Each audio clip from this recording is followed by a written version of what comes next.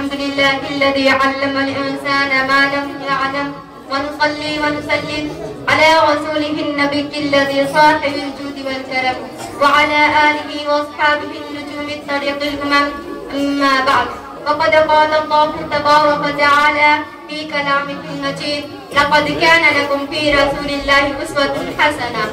وہ بجلی کا کرکٹ ہے یا سودے ہادی، وہ بجلی کا کرکٹ ہے یا سودے ہادی، اڑپ کی زمین جس نے ساری ہلا دی. نئی ایک لگن دل میں سب کے لگا دی، نئی ایک لگن دل میں سب کے لگا دی، ایک آواز میں سوتی بستی جگا دی. صدر محترم و معزز حاضرین اکرام، خدا بندے قدوس نے جس طرح انسانوں کو انسانیت کا بھولا ہوا سبق سکھانے کے لیے اور اس کے اخلاق و معاشرت، عقائد و معاملات کو درست کرنے کے لیے رسول اکرم صلی اللہ علیہ وسلم کو ایک نمونہ ہدایت بنا کر دنیا میں مبعوث فرمایا، اسی طرح ملکوں کی تہذیب و تمدن اور قوموں کے حالت ذات کو سدھارنے کے لیے آپ کو سیاسی حکمت عملی کا پیکر بنا کر دنیا کے سامنے پیش کیا. مکہ کو سمی رسول نے دنیا کے سامنے ایک ایسی مہذب سیاست پیش کی تھی، آج دنیا اس کی نظیر پیش کرنے سے قاصر ہے. اس دنیا اسٹیج پر وہ بہت سے ہزاروں بڑے بڑے بادشاہ اور حکمراں رہنما ہوئے نے جنہوں نے 4 داغ عالم پر حکومت کی. ایک ملک کو اجاڑا، دوسرے ملک کو بسایا، ایک سے چھینا دوسرے کو دیا،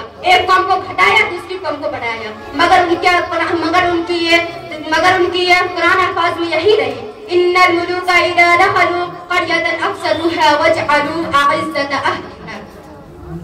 بے شک بادشاہ جب کسی آبادی میں داخل ہوتے ہیں تو اس کو بگاڑ دیتے ہیں اور وہاں کے معزز باشندوں کو ذلیل و رسوا کر دیتے ہیں. لیکن نبی العدل والعجب، امام الاولین والآخرین، جناب احمد مصطفیٰ محمد مصطفیٰ صلی اللہ علیہ وسلم، جن کی جزیرہ نمائے عرب کے تمام انسانوں کو قلوب کرتی، جنہوں نے اپنی سوجھ بوجھ سے اپنے خانماں بڑباد ساتھیوں کی رہائش کا انتظام کیا تھا اور مہاجرین و انصار کی مدد سے ایک وفاقی شہری مملکت قائم ہوئی تھی، جن کی تدبیر کی بدولت 313 نہتے مسلمانوں نے جنگ بدر میں 1000 کے مسلح لشکر کو تتر بتر کر دیا تھا، جن کی حکمت عملی کی بدولت اس صفحے ہستی سے ذات پات کے جھگڑوں کا خاتمہ ہوا تھا، جن کے اس پیغام نے المسلم و المسلم، سارے مسلمان آپس میں بھائی بھائی ہیں، اس دنیا کے نقشہ سے رنگ و نسل کے امتیاز کو ختم کر دیا تھا اور چھوت چھات کی لعنت کو جڑ سے اکھاڑ پھینکا تھا، جنہوں نے اپنی تدبیر سے قبائل عرب کے صدیوں پرانے انتقام در انتقام جھگڑوں کا قلعہ حکومت کر دیا تھا،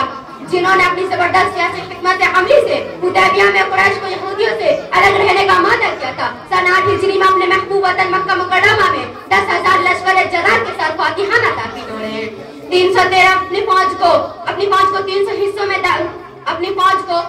حصوں میں داخل کر رکھے ہیں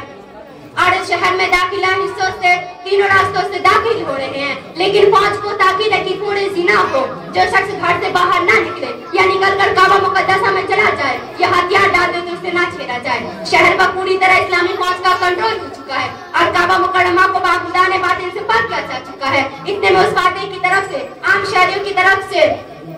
رحمت للعالمین کی زبان مبارک سے یہ الفاظ نکلتے: لا تثریب علیکم اليوم فاذهبوا وانتم طلقاء. آج کے دن تم سے کوئی معاوضہ نہیں، جاؤ تم سب آزاد ہو. حرم مکہ میں اس اعلان کی صدا گونج رہی تھی: لا الہ الا اللہ محمد رسول اللہ کا کلمہ پڑھ کر اپنی مکمل غیر مشروط اطاعت کا یقین دلانے لگے. وما علینا الا البلاغ. السلام علیکم ورحمۃ اللہ وبرکاتہ.